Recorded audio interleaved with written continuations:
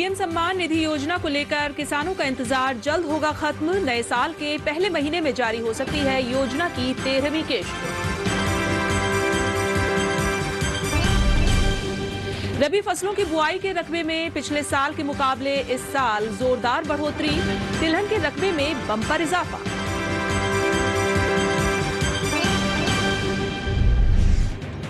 गेहूं की कीमतों पर काबू पाने के लिए खुले बाजार में गेहूं बेचने की हो रही है तैयारी। 15 से 20 लाख टन गेहूं बेच सकती है केंद्र सरकार।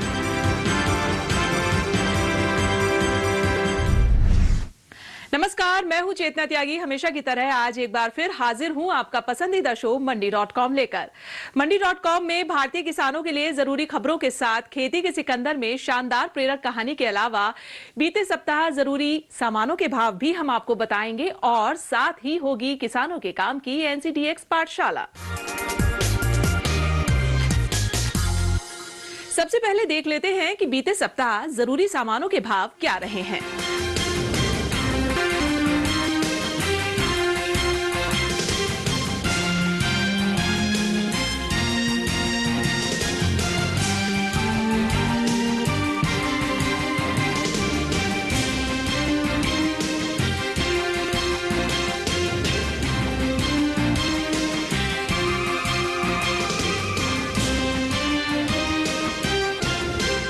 और अब एक नजर बीते सप्ताह खेती किसानी की बड़ी खबरों पर। नए साल पर मोदी सरकार करोड़ों किसानों को तोहफा देने की तैयारी में है। रिपोर्ट के मुताबिक सरकार अगले महीने पीएम किसान सम्मान निधि की 13वीं किस्त जारी कर सकती है। प्रधानमंत्री किसान सम्मान निधि योजना के तहत अब तक किसानों के खाते में 12 किस्तें भेजी जा चुकी हैं। फिलहाल 13वीं किस्त नए साल के पहले महीने में ही जारी होने की उम्मीद है। जिन किसानों ने अभी तक जरूरी KYC और भू लेखों के सत्यापन की प्रक्रिया पूरी नहीं कराई है, उन्हें तुरंत ये करा लेना चाहिए, अन्यथा वे पीएम किसान योजना की अगली किस्त से वंचित हो सकते हैं। देश में गेहूं की कीमत पर काबू पाने के लिए सरकार बड़ा कदम उठाने जा रही है। गेहूं की बढ़ती खुदरा कीमतों पर काबू पाने के मकसद से सरकार ओपन मार्केट सेल्स स्कीम के तहत नए साल में FCI के गोदामों में 15 से 20 लाख टन गेहूं निकालने पर विचार कर रही है। इफ्को जल्द ही नैनो यूरिया की तर्ज पर नैनो DAP उर्वरक लॉन्च करने जा रहा है, जिसकी कीमत 600 रुपये होगी। खास बात है कि नैनो DAP भी नैनो यूरिया की तरह लिक्विड फॉर्म में होगा। बाजार में ये आधे लीटर के बोतल में उपलब्ध होगा। इफ्को की इस पहल से फर्टिलाइजर के क्षेत्र में भारत को विदेशी मुद्रा बचाने में मदद मिलेगी और सरकारी सब्सिडी में भी काफी कमी आएगी। नैनो DAP के उपयोग से किसानों के साथ साथ पर्यावरण को भी काफी लाभ पहुँचेगा। देश में रबी फसलों की बुआई का काम लगभग पूरा हो चुका है। इस बीच केंद्रीय कृषि एवं किसान कल्याण मंत्रालय ने देश भर में बोई जाने वाली विभिन्न रबी फसलों के बुआई क्षेत्र को लेकर आंकड़े जारी कर दिए हैं। जारी आंकड़ों के मुताबिक इस साल लगभग 26 लाख हेक्टेयर से अधिक क्षेत्र में बुआई हुई है। तिलहन में सरसों की बात करें तो 2021-22 में लगभग 86 लाख हेक्टेयर की तुलना में 2022-23 में लगभग 93 लाख हेक्टेयर भूमि पर सरसों की बुआई की गई है। देश में मुर्गी पालकों और कुक्कुट उद्योग के लिए हर साल बड़ी मुसीबत बनने वाला बर्ड फ्लू यानी एवियन इन्फ्लुएंजा का लो पैथोजेनिक वायरस अब ज्यादा नहीं सताएगा। वायरस को खत्म करने वाली पहली स्वदेशी वैक्सीन भोपाल स्थित राष्ट्रीय उच्च सुरक्षा पशु रोग संस्थान ने बना ली है। कुछ ही दिनों बाद देश में इस टीके का व्यावसायिक उत्पादन शुरू हो जाएगा। यहाँ रुकेंगे एक छोटी सी ब्रेक के लिए और उसके बाद खेती के सिकंदर में आपको राजस्थान के सीकर जिला में रहने वाले कुछ ऐसे किसानों की कहानी बताएंगे जिन्होंने कोरोना काल में न केवल नए आइडिया के साथ प्रयोग किया बल्कि संकट के समय को अवसर में बदल दिया।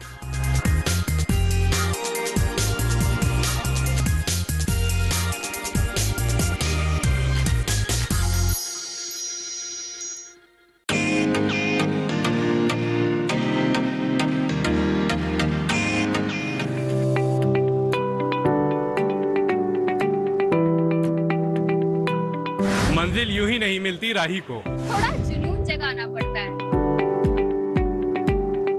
पूछा चिड़िया से कि घोंसला कैसे बनता है? गोली दिन का उठाना पड़ता है।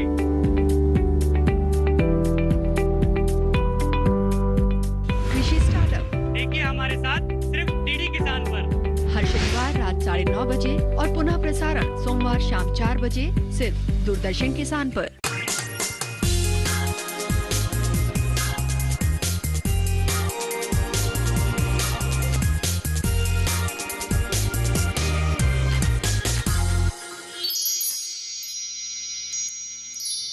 एक बार फिर से स्वागत है आप सभी का मंडी.com में। और अब वक्त हो गया हमारी खास पेशकश खेती के सिकंदर का।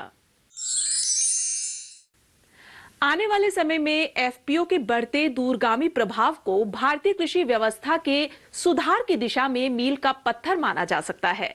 यही वजह है कि केंद्र सरकार ने छोटे और सीमांत किसानों को एफपीओ बनाकर काम करने के लिए प्रोत्साहित करने के लिहाज से कई योजनाएं शुरू की हैं।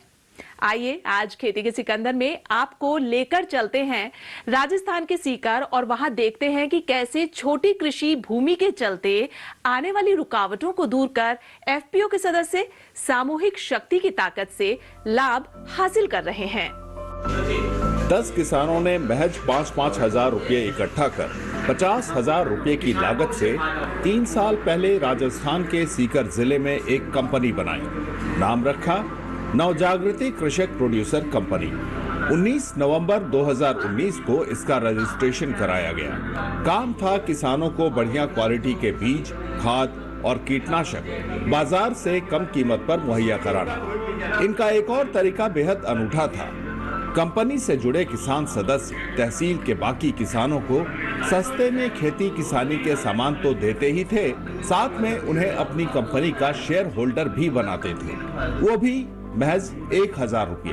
पहले साल कड़ी मेहनत के बावजूद कंपनी कुछ खास नहीं कर पाई, पर स्थानीय किसानों के बीच इनका भरोसा खूब बना।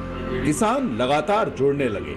महज 3 साल में कंपनी के साथ 560 से ज्यादा किसान जुड़ चुके हैं। हमारी कंपनी 19 नवंबर 2019 को खड़ी हुई और इसको खड़ी करने का हमारा मकसद था, किसान मंडी में अनाज लेके जाता है, आड़ती है उसको उछाल देते हैं, कम भाव लगाते हैं, किसान दुखी होता है।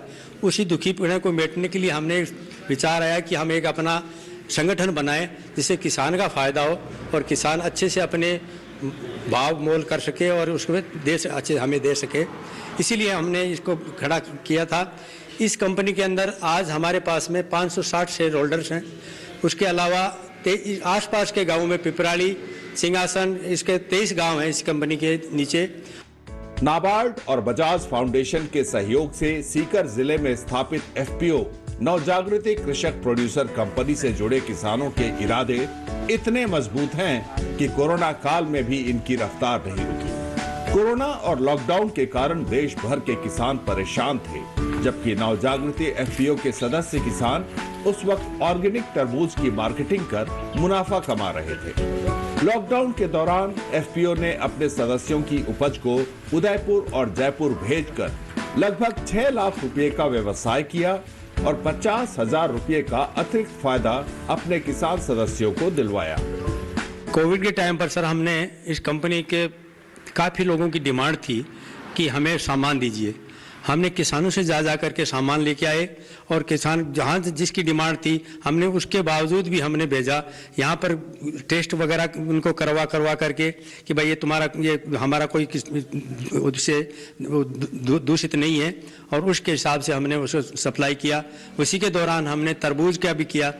ऑर्गेनिक तरबूज बना करके हमने यथार्थ कंपनी जयपुर को, बनियान रोड उदयपुर को हमने सामान सप्लाई किया, जिससे कि हम कोविड काल में उनका भला कर सकें, और हमने काफ़ी उनका भला किया। कंपनी ने पिपराली के श्यामपुर गांव में ग्रामीण बाजार यानी रूरल मार्ट की शुरुआत की, जहां किसानों को खाद, बीज, पशु आहार इत्यादि बाजार से सस्ती दरों पर मुहैया कराया जाता है। सीकर जिले में नवजागृति कृषक उत्पादक संगठन के इस आउटलेट में कृषि से जुड़ी वस्तुओं के अलावा खाने पीने की चीजें जैसे दाल, मसाले, खाद्य तेल शुद्ध और बाजार से सस्ती दरों पर सदस्य किसानों के अलावा स्थानीय लोगों के लिए भी उपलब्ध है। यहाँ जो भी माल लाते हैं, कच्चा माल जो यहाँ के जो किसान हैं वहाँ से खरीदते हैं। फिर वहाँ पैकेजिंग और प्रोसेसिंग करते हैं। फिर यहाँ के जो लोकल किसान और कंपनी के जो मेंबर वो यहाँ से खुद आके लेके जाते हैं और जो मार्केट में भी सेल करते हैं, जो होलसेल रेट में मार्केट में भी देते हैं। और अजवान और धनिया और मेथी ये भी हम रखते हैं अलग से, वो किसानों से लेते हैं और किसानों को मार्केट से कम रेट में उनको देते हैं। किसानों को मार्केट रेट से सस्ती रेट में बीज भी उपलब्ध करवाते हैं सीजन वाइज। गेहूं का बीज है, चना का बीज है, जौ का बीज है, मार्केट से आधी रेट में यहाँ उपलब्ध करवाते हैं। नवजागृति फार्मर प्रोड्यूसर कंपनी के किसान अधिकारी भविष्य के लिए भी उत्साह से भरे हैं और सदस्यों को ज्यादा से ज्यादा फायदा पहुंचाने के लिए मौकों की पहचान करने में जुटे रहते हैं। स्थानीय किसानों को ज्यादा से ज्यादा मुनाफा हो, इसलिए कंपनी ने पिपराली स्थित अपने रूरल मार्ट में तेल मिल और दाल मिल के अलावा मसाले की प्रोसेसिंग यूनिट भी स्थापित की है, जहां से सदस्य किसान अपनी उपज की प्रोसेसिंग और पैकेजिंग कर बढ़िया मुनाफा कमा रहे हैं। यहाँ पे ये मिर्ची, हल्दी, धनिया ये साबुत ला के फिर ग्रेडिंग करके पिसाई करके फिर पैकेजिंग करके बाजार में दिया जाता है और यहाँ के आसपास के जो भी ये सदस्य हैं उनको दिया जाता है और इसका अच्छा रिजल्ट मिला है हमें। और हल्दी, धनिया, मिर्ची इनमें 5 लाख की सेल कर लेते हैं 12 महीने के अंदर। फसल उगाने के साथ साथ जब यहाँ के किसानों को उपज की मार्केटिंग की आवश्यकता पड़ी, तब उन्होंने पारंपरिक तरीके से अपनी फसल बेचने के बजाय ऑनलाइन प्लेटफॉर्म पर अपनी उपज की मार्केटिंग करनी शुरू कर दी। कंपनी बाकायदा NCDX के प्लेटफॉर्म पर चलने वाली वायदा कीमतों पर भी नजर रखती है और उसी के आधार पर सदस्य किसानों को खरीद बिक्री की सलाह भी देती है। पिछले साल कंपनी ने कमोडिटी एक्सचेंज NCDX के प्लेटफॉर्म पर पुट ऑप्शन के तहत 400 क्विंटल सरसों की ट्रेडिंग की। बाद में खुले बाजार में कीमतें उनके ऑप्शन कॉन्ट्रैक्ट से ज्यादा रहीं, तो उन्होंने ऑप्शन एक्सरसाइज न करते हुए खुले बाजार में अपनी फसल बेच दी। NCDEX के साथ में NCDEX के जो अधिकारी थे उन्होंने एक सेमिनार हुआ था सीकर के अंदर में। उस सेमिनार ने हमारे बोर्ड ऑफ डायरेक्टर ने सभी ने भाग लिया था। उसी के उनसे सभी अधिकारियों से मिलकर के हमने काम किया। उसके बाद में उनके साथ में हमने 400 क्विंटल का हमने सरसों का सौदा किया था 5,050 रुपये में। तो उनका उसमें था, ओपन में था। अगर मार्केट के अंदर में इससे आपका ज़्यादा रेट ज़्यादा जाता है तो आपका ऑप्शन है कि आप मार्केट में जा सकते हैं, अदरवाइज डाउन रहता है तो हमारे साथ सौदा कर सकते हैं। उसके बाद में हमने इनाम के ऊपर में कार्रवाई किया। इनाम के साथ हम जुड़े। इनाम के अंदर काफ़ी हमने सर्च किया। इनाम के साथ में भी काफ़ी हमने कोशिश की कि हम किसी के साथ धंधा करें, लेकिन इनाम वाला हमारा सेटअप हो नहीं पाया। आगे की हमारी कोशिश है इनाम पर हम काम करें और इससे कि आगे के हमारे मंडी वगैरह में नहीं जाना पड़े और यहाँ पर हमारे यहाँ पर ही प्लेटफार्म पर ही इनाम के साथ में धंधा हो जाए और उसमें काम कर सकें। उसके लिए संगठन किसानों को खेती के लिए हर संभव मदद दे रहा है।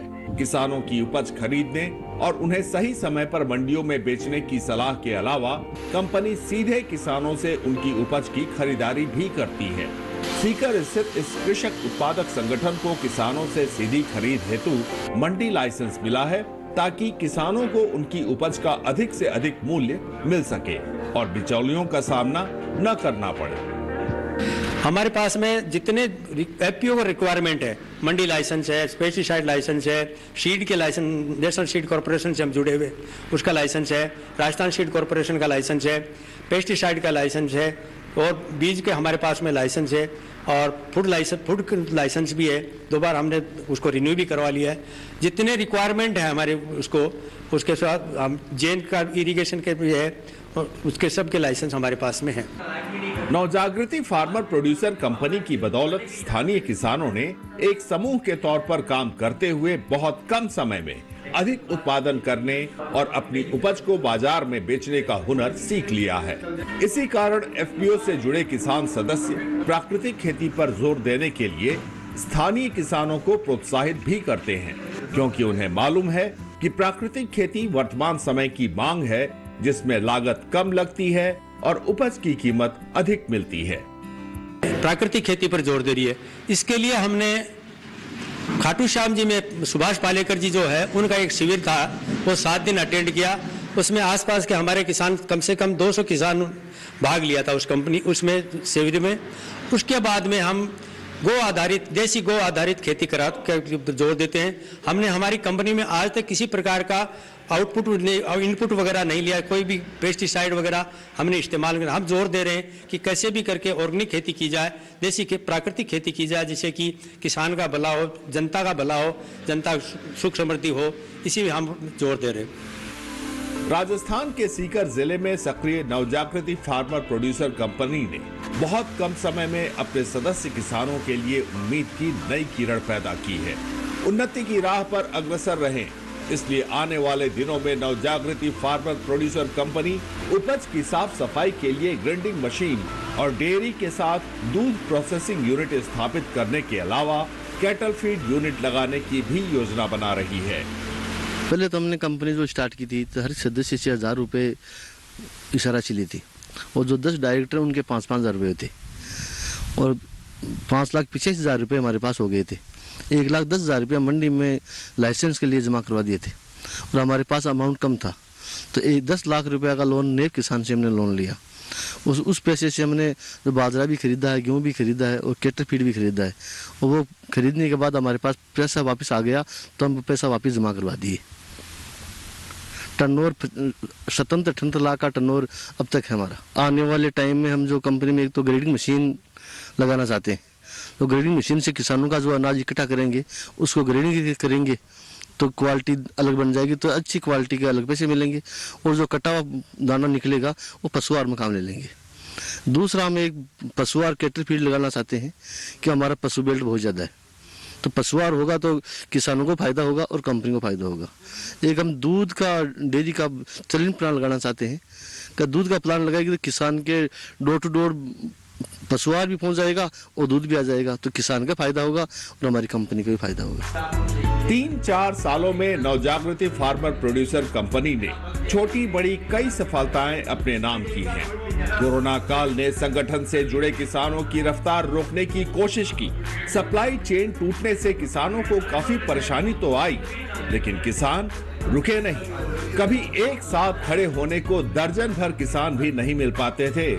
वहीं आज किसानों का समूह एक साथ बैठकर खेती की दुनिया में एक दूसरे का सहारा बन रहे हैं और दूसरों को भी बना रहे हैं। यही वजह है कि आज इलाके का हर किसान संगठन के साथ जुड़ना चाहता है।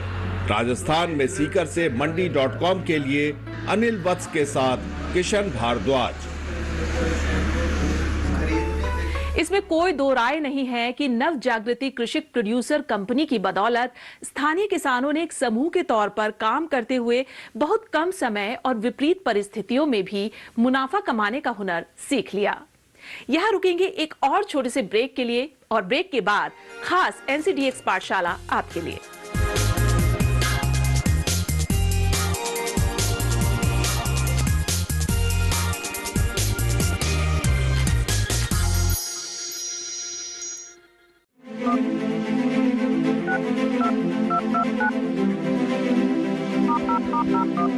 ट्रेडिंग करना तो चाहते हैं पर नहीं पता कैसे करें शुरुआत। बैंकिंग से लेकर कमोडिटी तक, ग्रामीण सरकारी योजनाओं से लेकर सब्सिडी तक,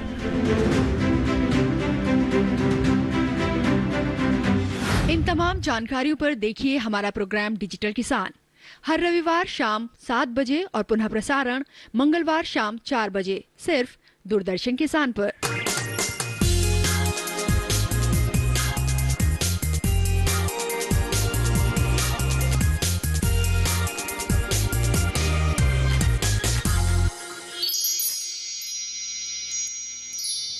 ब्रेक के बाद आप सभी का फिर से स्वागत है मंडी.com में, और अब वक्त हो गया है NCDX पाठशाला का। तो आइए आपको लेकर चलते हैं NCDX के chief business officer Kapil Dev के पास और जानते हैं उनसे कि कमोडिटी ट्रेडिंग में वायदा बाजार का क्या मतलब होता है और ये कैसे काम करता है। नमस्कार, स्वागत है आपका NCDX की पाठशाला में। और आज हम एक ऐसे मुद्दे की बात करेंगे जो कि बहुत चर्चित है, बट शायद जिसकी जानकारी आज भी लोगों के पास सीमित है, और हम बात करेंगे वायदा बाजार की।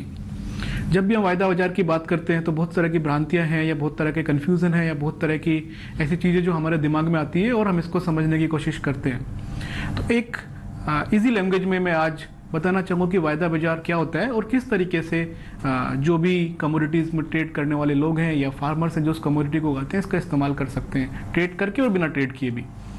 वायदा बाजार एक तरह का वायदा का एक सौदा होता है जिसमें एक नेशनल लेवल की एक्सचेंज पे एक कॉन्ट्रैक्ट किसी भी कमोडिटीज़ का पहले से जो कि डिफाइन होता है कि इस कॉन्ट्रैक्ट कहाँ के लिए ट्रेड हो रहा है, कमोडिटीज़ कौन सी क्वालिटी की ट्रेड हो रही है, एक्सचेंज पे एक इलेक्ट्रॉनिक फॉर्म में लॉन्च किया जाता है। और ये एक नेशनल लेवल का कॉन्ट्रैक्ट होता है जहाँ पे पूरी कंट्री के बायर और सेलर डिमांड सप्लाई अपने अपने हिसाब से अपनी अपनी समझ के हिसाब से, मार्केट की समझ के हिसाब से, उनकी एक्सपेक्टेशन के हिसाब से एक आने वाली समय में उस कमोडिटी का क्या प्राइस रहेगा इसको डिसाइड करते हैं। नॉर्मली ये वायदा व्यापार कैरी के बेस पे काम करता है कि अगर आज हाजिर में किसी कमोडिटी का भाव 5,000 है तो 2 महीने के बाद उसका भाव क्या होना चाहिए इसके हिसाब से डिसाइड करता है। और चूंकि ये प्राइस एक नेशनल लेवल पे ओपन प्लेटफॉर्म पे बहुत सारे लोगों के द्वारा डिसाइड किया जाता है, तो जो भी वायदा में प्राइस है उनको बहुत ही बेंचमार्क प्राइस माना जाता है, फेयर एंड ट्रांसपेरेंट माना जाता है और उसके बहुत मल्टीपल यूजेस भी होते हैं। और जितने भी वैल्यू चेन से जुड़े हुए लोग हैं उस प्राइस का रेफरेंस लेते हैं, उस प्राइस को ट्रेड करते हैं, हेजिंग करते हैं, अपना प्राइस रिस्क मैनेज करते हैं। तो ये हुआ एक सीमित शब्दों में कि वायदा बाजार क्या होता है। अभी हम बात करते हैं कि वायदा बाजार को किसान कैसे यूज कर सकते हैं। सो देखिए, यूजुअली वायदा का जो कॉन्ट्रैक्ट है बहुत सारी कमोडिटीज़ में, अगर हम एग्री जीन्स में बात करेंगे, 4 से 5 महीने हम लॉन्च कर देते हैं और उस 4 से 5 महीने पहले एक प्राइस का सिग्नल आना शुरू हो जाता है। तो अगर जैसे हम आज की बात करें, कोई फसल किसान सोने की बुआई की डिसीजन लेता है तो सबसे बड़ा क्वेश्चन यही होता है कि भाव क्या होगा उस टाइम पे। तो सबसे पहले किसान एक वायदा को देख के आइडिया लगा सकता है कि आज से 5 महीने के बाद इस कमोडिटीज़ में क्या ट्रेड हो रहा है, मार्केट में क्या एक्सपेक्टेशन है, क्या डिमांड सप्लाई रहने के चांसेस हैं और उसी के हिसाब से मार्केट किस तरीके से भाव को देख रहा है 4 से 5 महीने के बाद। ये एक फर्स्ट लेवल इन्फॉर्मेशन है फार्मर के पास जो कि बहुत ही ज़्यादा जरूरी है आपकी फसल लगाने से पहले। ये एक फर्स्ट पॉइंट हुआ। दूसरा हुआ कि किसान उस प्राइस को लॉक भी कर सकता है, उस प्राइस पे अपने कमोडिटी को लॉक कर सकता है और इंश्योर कर सकता है कि जब मैं अपनी फसल को मार्केट में लेके जाऊंगा तो मेरे को यही प्राइस मिलेगा। उसके लिए उसको वायदा में ट्रेड करना पड़ेगा और ये प्राइस का जो रेफरेंस है फार्मर्स एक टाइम नहीं, जब उसकी फसल बीच में है वो एक डिसीजन ले सकता है कि मेरे को आज हेज नहीं करना है तो कल कर सकता हूं मैं, उसकी अपनी समझ के हिसाब से, या फिर हार्वेस्टिंग के टाइम पे वो डिसाइड कर सकता है कि आज से 4 महीने के बाद का वायदा क्या चल रहा है तो मेरे को आज बेचना है या 4 महीने के बाद बेचना है। तो अगर उसको फसल रखनी भी है तो उसके पास एक इन्फॉर्मेशन की अवेलेबिलिटी रहती है कि आगे के वायदे में मेरे को अच्छे प्राइस दिख रहे हैं तो मुझे अपना डिसीजन लेने में एक आसानी रहेगी। और उसके बाद फार्मर्स जब कितना बेचना है, कहाँ बेचना है, इसका भी डिसीजन वायदे के थ्रू ले सकता है कि अगर आज इस मंडी में ये प्राइस ट्रेड हो रहा है या उसके नियर बाई मंडी में ज़्यादा प्राइस ट्रेड हो रहा है, प्रीमियम मिल रहा है, जो एनसीडीएक्स के बहुत सारे डिलीवरी सेंटर होते हैं, वो इन्फॉर्मेशन यूज़ करके भी वो डिसाइड कर सकता है कि कमोडिटी को कहाँ पे लेके जाना है और कितने दिन तक।